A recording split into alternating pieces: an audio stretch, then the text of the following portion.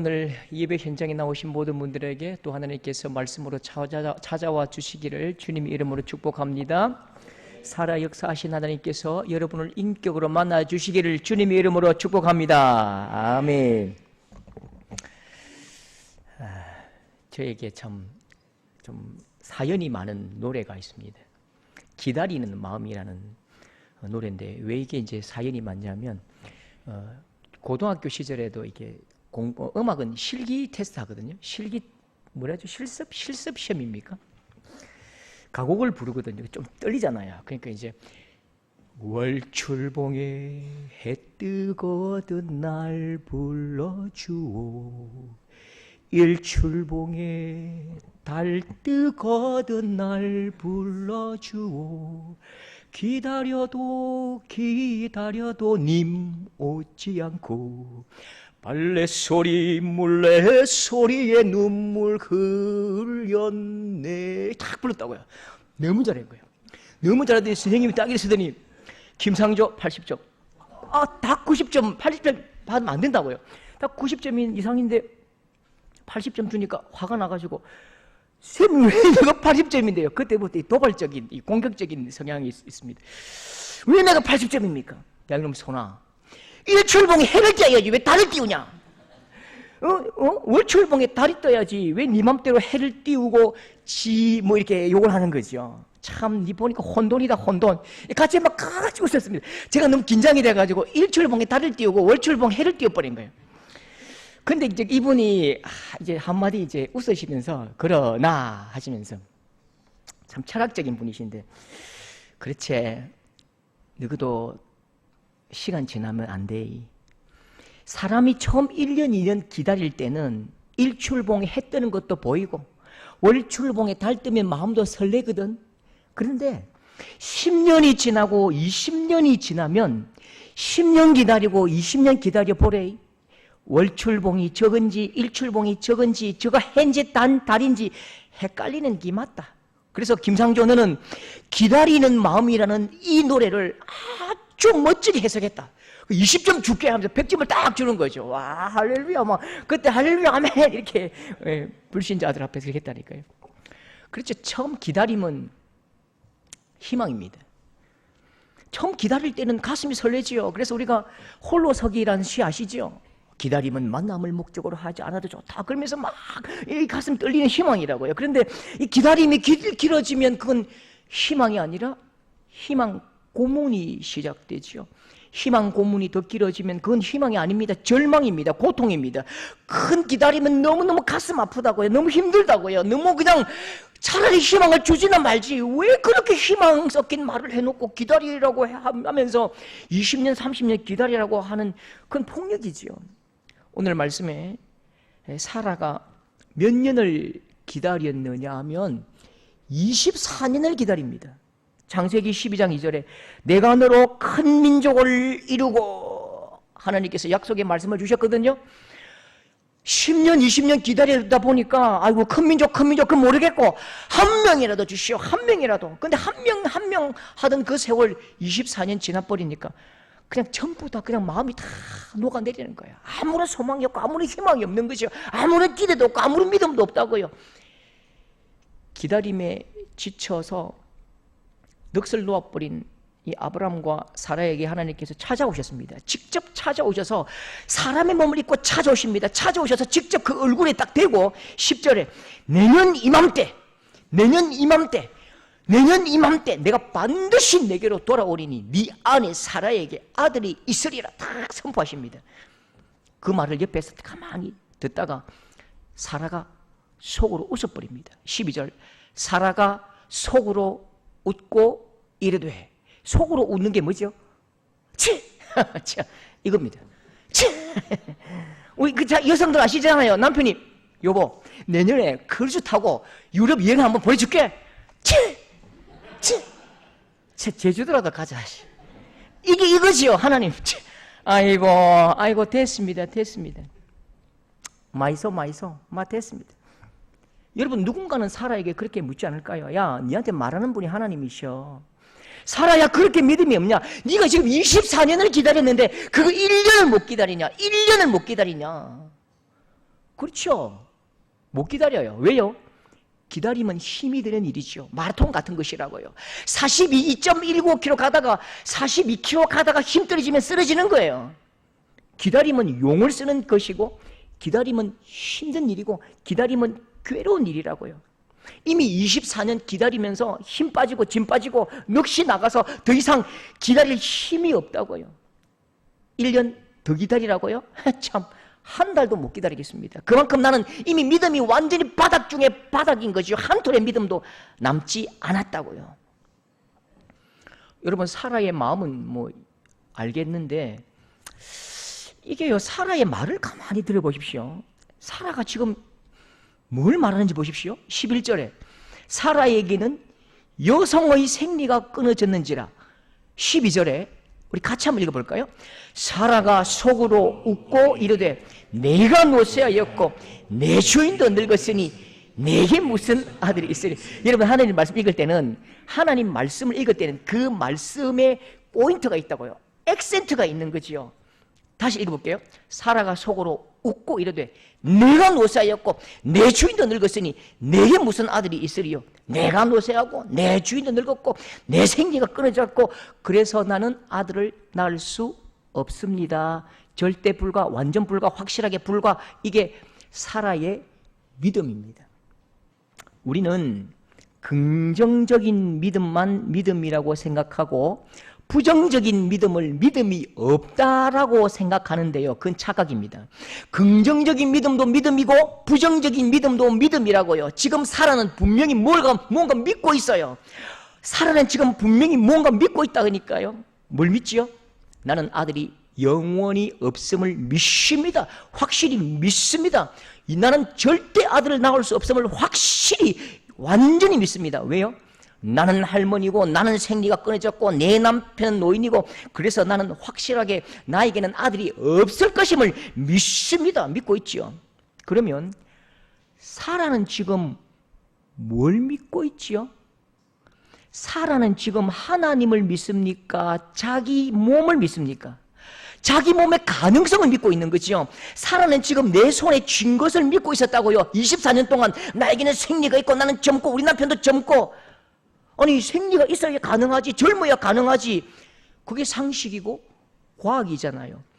사라는 지금 하나님을 믿고 있는 게 아니에요. 자기 몸을 믿고 있다고요. 상식을 믿고 과학을 믿고 내 몸과 내 가능성을 믿고 있지요. 아들을 낳을 수 있어. 그렇게 24년 동안 믿어왔던 그 믿음의 속살, 그 알맹이는요, 내 몸인 거예요. 내 젊음인 거죠. 24년 동안 그 기다림의 핵심은 내 몸의 능력, 그걸 기다린 것입니다. 내 몸이 불가능하고 빨간불을 딱 비추니까 사라는 뭘 믿어버립니까? 불가능을 믿어버린다고요. 내 몸이 불가능하다고 말하니까 사라는 가능하다고 말씀하시는 하나님의 말씀을 찢어버리는 거죠. 그래서 확실하게 믿고 분명히 믿고 아멘 아멘 하는 것이 뭐라고요? 12절, 나는 이거 믿어요. 난 분명히 이거 믿어요. 12절 시작. 내게 무슨 아들이 있으리라. 예, 나는 아들이 절대로 없습니다. 분명히 없습니다. 확실히 없습니다. 하나님께서 사라의 시선을 교정하십니다. 14절, 여호와께 능하지 못한 일이 있겠느냐? 사라에게 아들이 있으리라. 여호와께 능치 못한 일이 있겠느냐? 사라에게 아들이 있으리라. 사라야, 너는 지금 내가 라고 말하고 있지. 그런데 하나님은요, 너는 아무것도 아니고 너는 못하고 너는 부족하고 너는 불가능하지만 여호와 나에게 능치 못한 일이 있겠느냐? 너를 믿지 말고 네 몸을 믿지 말고 나를 믿어. 네 몸을 믿지 말고 내 말을 믿어. 사라야, 내가 하나님이야. 네가 하나님이 아니라 내가 하나님이야. 그렇게 말씀하십니다. 여러분, 우리의 믿음이 무너지고 좌절하고 쓰러지는 이유는요, 항상 우리는 믿음을 어디에 세우냐면 나의 가능성 위에 믿음을 세우거든요. 나의 가능성 위에 믿음을 세우기 때문에 우리의 믿음은 항상 무너진다고요. 내 가능성이 없으면 절대로 모든 성도들은 믿음을 그 위에 세우지 않습니다. 내 손에 가능성이 없으면 아무리 하나님 말씀, 하나님 약속해도 그 비웃고 마는 거죠. 여러분 잘 기억하십시오. 내 가능성이 믿음을 결정하는 것이 아닙니다. 믿음이 내 가능성을 쥐고 믿음이 내 가능성을 사용하는 것이죠. 이 위치가 바뀌면 안 되는 거지요. 믿음이 나의 가능성을 쥐고 흔드는 것입니다. 믿음이 내 가능성을 사용하는 것입니다. 그런데 거꾸로 내 가능성 위에다가 믿음을 얹어 놓으니까 믿음이 자꾸 허물어지는 거죠. 왜요? 우리가 가진 믿음이 우리의 가능성보다 훨씬 더 크거든요. 여러분 상상이 보셨잖아요. 한번 경험 보셨잖아요. 여러분 내가 이렇게 누워있을 때에 덩치 큰 우리 아들이 내 위에 덮쳐 얹어버리면 얼마나 막 무너지고 다리 부러지고 막 괴롭잖아요. 믿음이 우리 가능성보다 훨씬 큰데 우리의 연약한 가능성 위에 믿음을 얹어버리니까 무너지는 게 당연하지요. 우리의 가능성은 갈대입니다. 모래고요. 나의 가능성은 허물어지고 꺾이고 무너지고 뒷걸처럼 날아가 버린다고요. 내 가능성 위에 세운 믿음은 험한 바람처럼 흩어질 것입니다. 여러분 그래서 위치를 좀 바꾸어야 돼요. 굳건한 믿음의 터 위에 바로 그 위에 은사로 주신 우리의 가능성을 심어야지요. 믿음의 굳건한 터 위에 불가능도 심어 놓아야지요. 나의 연약함도 심어 놓아야지요. 나의 아픔도 심어 놓아야지요. 그래서 하나님의 손길에 그 가능성이 또한 그 불가능성이 싹을 틔우고 꽃피는 역사, 놀라운 하나님의 역사와 기적을 경험하시는 우리 성도들 될 수 있기를 주님의 이름으로 축복합니다. 여러분 사람이 진짜 힘들면요 정상적인 사고가 불가능해집니다. 너무너무 힘들고 너무너무 고통스럽고 너무 이 스트레스가 높으면요 우리의 지성과 감성이 막 뒤죽박죽 되어버리고 섞이고 튀어오르고 그러니까 할 말 안 할 말 구분이 안 되는 겁니다. 내 컨디션이 너무너무 괴로울 때 할 말 안 할 말 구분 없이 막 쏟아내는 거죠. 나중에 돌아보면 그게 얼마나 후회가 되는지요. 나중에 조금만 지나고 나면 그 내가 한 말 그것 때문에 막 입을 막 때립니다. 내 머리를 쥐어박으면서 아휴 내가 그때 그 말 해가지고 내가 그 말을 왜 했을까? 내 그 행동 왜 했을까? 얼마나 후회되는 일이 많은지 모릅니다. 그래서 저도 혹시나 우리 제 방 아시죠? 제 방 여기 밑에 3층에 보면 딱 들어가자마자 제일 오른쪽에 크게 써놓은 거 혹시 보셨습니까? 컨디션 좋지 않을 때 대화 금지입니다. 대화 금지. 보십시오. 와 보시면 알아요. 사역 규칙. 제가 성도들을 만나고 누구를 사람을 대할 때의 규칙 1호입니다. 내 컨디션이 좋지 않을 때는 사람을 절대로 만나지 말자. 내 컨디션이 좋지 않고 내가 너무 힘들 때는요 이상하게 성도들과 몇 마디 나누면 나의 아픔과 나의 도끼가 막 묻어나오는 것이죠. 그러니까 성도들 막 찔러요. 성도들 막 괴롭혀요. 전혀 그런 의도가 아닌데 막 말도 바늘처럼 날카롭게 나가고요. 사막같이 텁텁한 말만 쏟아져요. 이거 보십시오. 막 컨디션 좋을 때는 와 집사님 파마했네요. 너무 예뻐요. 이렇게 되는데 내 컨디션이 안 좋을 때는 집사님 파마했네요. 어디서 했습니까? 집사람 안 보내려고요. 상처받아 버리는 거죠. 예, 상처받아 버리는. 그렇게 말하기 싫은데 나도 모르게 툭 튀어나가는 거죠. 그때 집사님도 이상하게 느낌이 그래요. 그러면 어제까지는 안 이쁘단 말입니까? 서로 이게 소통이 안 되고 서로 감정적인 건강한 감정이 나가지 않는 거죠. 여러분 제가 이 시간을 이제 빌어서 용서를 구합니다. 혹시 제가 여러분 아프게 하고 힘들게 했던 말과 행동이 여러분 갑자기 싹 기억나시죠? 갑자기 싹 기억나고 막 기분 나쁘시죠? 죄송합니다. 사실 사람은 착해요. 제가 좀 착한데 컨디션이 너무 안 좋으니까요. 진짜 할 말 안 할 말 막 나갑니다. 할 행동 안 할 행동 그냥 막 하더라고요. 이해해 주시기 바랍니다. 그러나 컨디션이 좋든 안 좋든 그건 네 사정이고 사람이 말도 안 되는 말과 상황에 맞지 않고 맥락에 맞지 않는 이 억척 같은 너무너무 고통스러운 소리를 쏟아낼 때에 기분이 굉장히 나쁩니다. 누가 나한테 말도 안 되고 상황에 맞지 않고 사실도 아닌 그 말을 막 쏟아낼 때는 너무너무 기분 나빠요. 그러면 어떻게 하죠? 찍어 눌러버려야죠. 더 세게 화를 내버려야죠. 막 찍어 눌리면서 교정합니다. 그건 사실이 아니야. 그런데 일반적으로 관계에서 그 사람이 말도 안 되는 이야기하면 진짜 말로 조져버리는데 터무니없는 억척스러운 그 말에도 전혀 다른 반응을 하는 분이 계십니다. 전혀 다른 반응을 하는 관계가 있어요. 제가 오래 됐는데요. 한 30년쯤 된 일인데, 우리 마을에, 우리 시골 마을에 이제 이 형이 이제 역사적 사명을 띠고 대한민국 교육 정책에 대해서 항의한 선배가 있습니다. 한 13, 14세 때부터 15, 16, 17, 18, 18까지 19살까지 역사적 사명을 띠고 대한민국 교육 정책에 비판하면서 온몸으로 반대하더라고요. 이제 공부를 안 한다는 뜻이죠. 공부를 안 한다는 겁니다. 매일 놀고 항상 놀고 동그라미 시간표 보면 휴식, 아침 먹고 휴식, 점심 먹고 휴식, 저녁 먹고 휴식.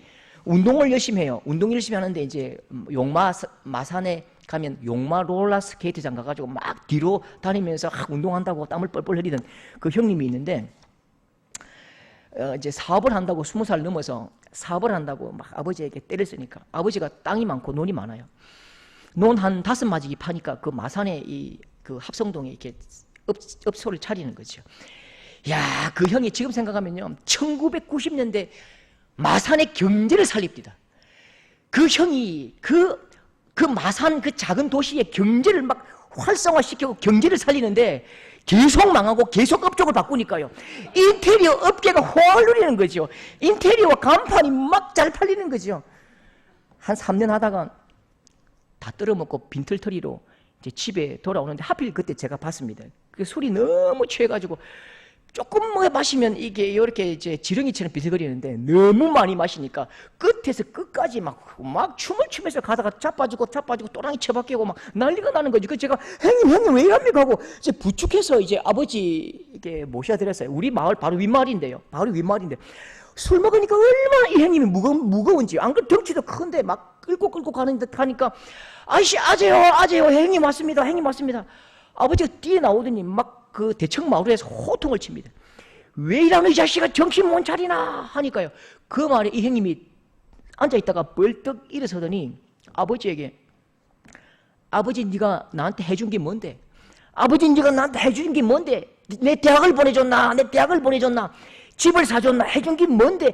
해준 건 집불도 없으면서 왜 큰 소리고? 이게 상황이 맞지 않아요. 이 말은 전혀 사실이 아닙니다. 영어는, 이 형님은 영어는 I'm a boy, you are a girl, 그 다음은 몰라요. 삼각 함수요, 그건 당구장에서 실현했다고요. 이 형은 대학을 못 간 거죠. 전문대도 갈 수가 없는 거죠. 반에서 항상 1등이죠. 뒤에서 1등이시니까. 고집대로, 네 고집대로 땅을 5마지기, 10마지기, 또 5마지기 소 팔고 다 팔아줬는데, 하고 싶다는 사업을 3번이나 크게 밀어줬다고요. 그때 10억을 밀어줬다니까요. 그러니까 안 되니까 자빠지고 통곡을 하는데, 아버지 네가 나한테 해준 게 뭐고? 그때요, 어머니의 그 행동이 참 감동스럽습니다. 어머니가 대청마루에서 맨발로 뛰어나오면서 안아버리는데, 안으면서 하는 말이 그거예요. 얼마나 힘들었으면 네 마음에도 없는 말 하겠노? 얼마나 힘들었으면 마음에도 없는 말 하겠는겨? 우리 아버지, 화난 아버지에게 좀 참으라고. 얼마나 야가 힘들었으면 지 마음에도 없는 말 하겠는겨? 지 마음에도 없는 말 하겠는겨? 괜찮다. 다시 하면 된다. 사람이 너무 힘들면 자기 마음에도 없는 말 해요. 사람이 너무 괴로우면요, 할 말 안 할 말 구분이 안 돼요. 그냥 쏟아낸다니까요. 하나님의 약속이 24년 동안, 24년 전에 내가 아들 하나 줄게 하면서 24년 동안 기다려라 그러셨습니까? 그렇게 집을 나가서 소식도 없는 아버지입니까? 그렇지 않지요. 지난 24년 동안 하나님은 눈동자와 같이 이 사라와 아브라함을 지키셨다고요. 가나안 땅에서 다른 이민족의 칼에서, 그 칼날에서 지키신 분이 누구십니까? 하나님이시잖아요. 바로에게 내려가서 애굽의 바로에게, 그 바로의 집에 침실에 들어갈 때에 바로의 뒤통수를 후려치시면서 사라를 끌어내신 분이 누구십니까? 하나님이시잖아요. 하나님은 시시때때로 순간순간 말씀하시고 나타나시고 약속을 주셨다고요. 넘어지고 또 넘어질 때마다 하나님은 찾아오셨고 또 찾아오셨지요. 그리고 지난번에는 창세기 17장 21절에는요, 하나님께서 얼마나 답답하셨는지 자꾸만 넘어지니까 아예 네 다음에 날 아들 이름은 이거라고 이름도 가르쳐 주십니다. 17장 21절 같이 해볼까요? 내 언약은 내가 내년 이 시기에 사라가 내게 낳을 이삭과 세울. 예, 아들 이름이 뭐라고요? 이삭. 아들 태어났습니까? 안 태어났어요. 그리고 오늘 10절에는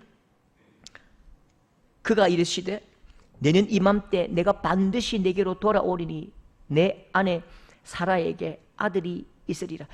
자꾸 넘어지니까 이제는 하나님께서 사람의 몸을 입고 오셔서 사람의 입술로 반드시 내년 오늘 기다리라. 알았지? 네 아내 사라에게 아들이 있으리라. 그렇게 말씀하셨는데 하나님 앞에서 사라가 치 하고 비웃어 버립니다. 하나님은 그 웃음을 아시고 들으시고 사라의 마음을 지적하십니다. 13절 사라가 왜 웃으며 이르기를 내가 늙었거늘 어떻게 아들을 낳으리요 하느냐. 그렇게 사라야 너 왜 웃어? 내가 왜 나 비웃어? 그렇게 말하니까 사라가 거짓말도 하네요. 사람에게도 할 수 없는 거짓말을 하나님 앞에서 거짓말을 쏟아내는데요. 15절 사라가 두려워서 부인하여 이르되 내가 웃지 아니하였나이다. 이르시되 아니라 내가 웃었느니라. 그리고 대화가 끝이 납니다. 끝이 좀 찜찜하게 끝납니다. 하나님께서 화가 나셔서 나가버리셨습니까? 하나님께서 이 사라야 이 금방진 신성모독을 하고 나에게 비웃어버린 이 사라야 취소야. 약속 그만해. 취소야. 하나님을 비웃고 하나님을 조롱하고 하나님의 얼굴에 거짓말을 쏟아내는 이 악한 자는 절대 용서할 수 없어 하고 약속을 취소해 버리셨습니까? 여러분 이 장면을 다시 한번 보시면요, 우리는 오늘 이 장면을 이렇게 이해합니다. 사라야 1년 뒤에 너에게 아들이 있을 거야. 치, 하나님 고마이소 마. 거짓말 그 말못 아닙니까? 하나님께서 화를 내시면서 뭐라고? 네가 나를 비웃어? 여호와께 능치 못할 일이 있겠느냐? 안 웃었습니다. 아니 내 앞에서 거짓말도 하네. 두고 보자. 문을 쾅 닫고 나가면서 다음날 벼락이 떨어져서 사라가 그냥 죽어버렸더라. 이런 장면을 꿈꾼다고요. 절대 그게 아닙니다. 여러분 하나님께서 사람에게 주시는 가장 큰 복이 뭘까요? 하나님이 사람에게 주시는 가장 큰 선물이 뭘까요? 그건요, 하나님의 이름을 사람에게 가르쳐 주시는 것입니다. 하나님 자신을 보여주실 때에 하나님의 이름을 가르쳐 주십니다. 사람이, 하나님의 백성이 절세절명의 위기의 순간에 도저히 견딜 수 없고 참을 수 없고 이길 수 없는 죽음 직전에 하나님께서 내려오셔서 직접 나타나셔서 그 힘들고 어려운 고통을 이기게 하시고 역사하시고 하나님께서 하나님의 얼굴을 보이시면서 하나님의 이름을 하나하나 가르쳐 주신다고요. 여호와 라파, 나는 치료하는 하나님이라. 여호와 삼마, 너와 함께하는 하나님이라. 여호와 샬롬, 평안을 주는 하나님이라. 여호와 이레, 너의 일을 예비하는 하나님이라. 여호와 니시, 이기는 하나님이다. 이기게 하신 하나님이다. 엘로이, 너를 돌보시는 하나님이다.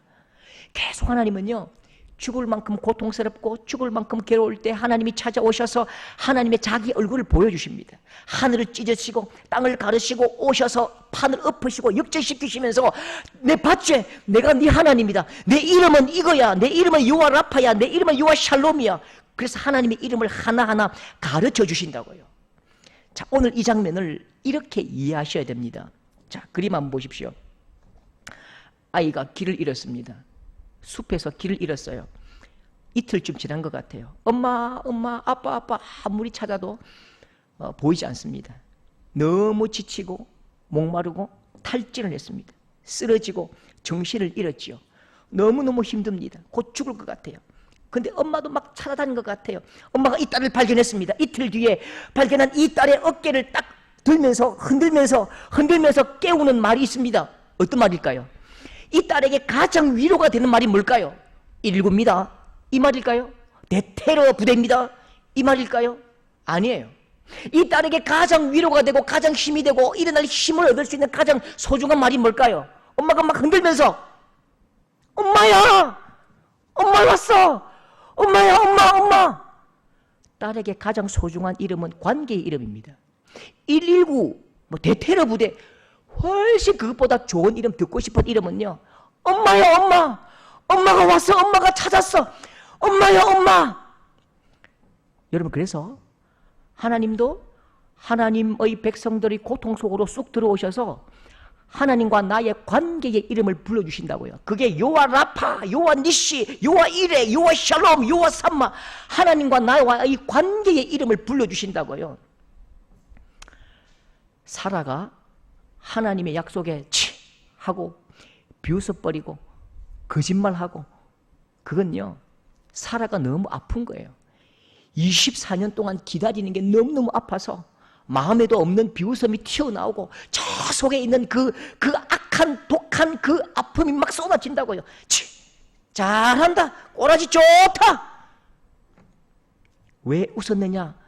그 말씀에 안 웃었습니다. 거짓말 튀어나오는 건요, 나도 늙고 남편도 늙고 생리도 끊어졌는데 말이 됩니까?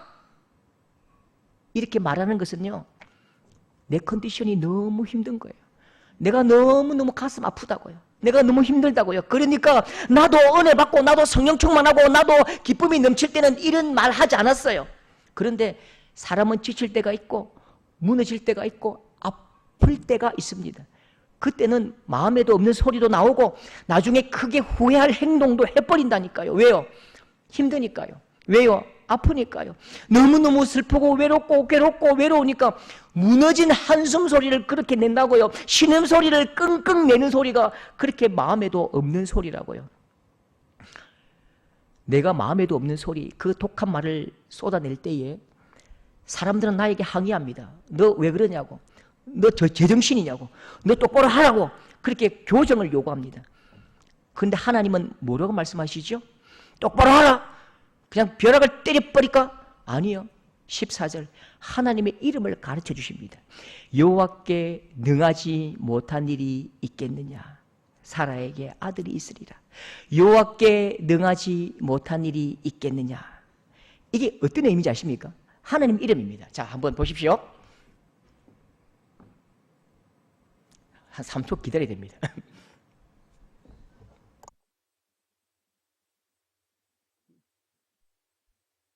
소리 안 나오죠?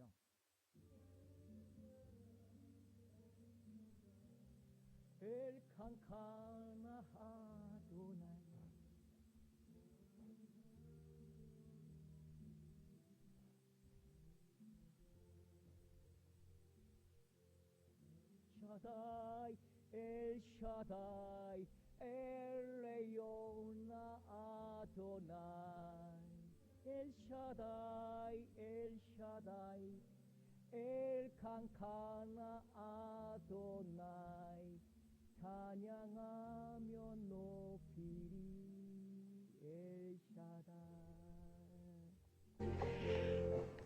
너무너무 힘들어서 마음에도 없는 도끼를 뿜은 사라의 어깨를 쥐고 흔들면서 신앙을 놓아버리고 믿음의 눈이 풀린 사라를 깨우면서, 사라야 힘들었지?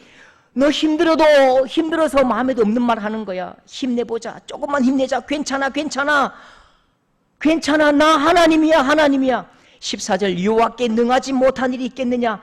엘샤다이 이렇게 말씀하시는 거죠. 엘샤다이 엘레요나 아도나이 엘샤다이 엘칸카나 아도나이 찬양하며 높이리 엘샤다이. 사라야, 나는 전능한 하나님이야. 사라야, 나는 엘샤다이야. 1년 더 기다리기 힘들지? 내가 업고 갈게. 같이 가자. 그리고요, 1년 동안 하나님께서 뭐 하실까요? 1년 동안 어떤 일 하시냐면 사라의 믿음을 키우십니다. 사라에게 시청각 교육을 하십니다. 말로는 안 되니까요, 시청각 교육을 하시는데 창세기 20장 18절 보십시오. 여호와께서 이왕의 아브라함의 아내 사라의 일로 아비멜렉의 집의 모든 태를 닫으셨음이니라. 하나님께서 창세기 20장에 한 민족 전체 여성들의 태를 닫기도 하고 열기도 하시는 하나님을 보십니다. 그리고 시청각 교육을 다 끝내신 후에 엘샤다이 전능의 하나님의 얼굴을 딱 보신 후에 마지막에 때가 때가 이럴 때에 창세기 21장 1절 2절 드디어 보십시오. 같이 읽읍시다. 시작. 여호와께서 말씀하신 대로 사라를 돌보셨고 여호와께서 말씀하신 대로 사라에게 행하셨고 사라가 임신하고 하나님이 말씀하신 시기가 되어 노년 아브라함에게 아들을 낳으니. 할렐루야. 하나님의 말씀대로 사라가 임신을 하고 이삭을 낳게 되는 놀라운 역사가 일어나는 것입니다. 하나님이 이루셨다니까요. 저는 그 하나님이 너무 좋은 게요, 하나님은 사람들이 너무 힘들어서 속에도 없는 말을 막 쏟아낼 때, 너무 지치고 괴로워서 마음에도 없는 악다구니를 할 때에 세상 신들은 고막 입을 막 찌집고 이렇게 할지라도 하나님은 그렇게 하지 않으십니다. 모세를 보십시오. 모세가 민수기 11장 12절 이 모든 백성을 내가 지었나이까? 내가 그들을 낳았습니까? 어찌 주께서 내게 그들을 품에 품고 맹시하신 땅으로 가라 하나이까? 하나님 앞에 막 퍼붓습니다. 예레미야 15장 18절 주께서는 내게 대하여 속이는 시내 같으십니다. 하나님 내 또 속였네요. 하나님 사기꾼입니까? 욥도 보십시오. 욥기 10장 4절 주께도 육신의 눈이 있나이까? 주께서 사람처럼 보시나이까? 하나님이시라면서 사람보다 더 못하네요. 하나님이라면서 사람보다 더 못하네요. 그러면요, 하나님께서 딱 매가지 잡고 머리털 쭉 뽑을 것 같은데 하나님 모습은 언제나 이랬습니다. 욥기 42장 9절 여호와께서 욥을 기쁘게 받으셨더라. 욥의 말이 오라, 욥의 감정이 오라. 수고했지, 힘들지.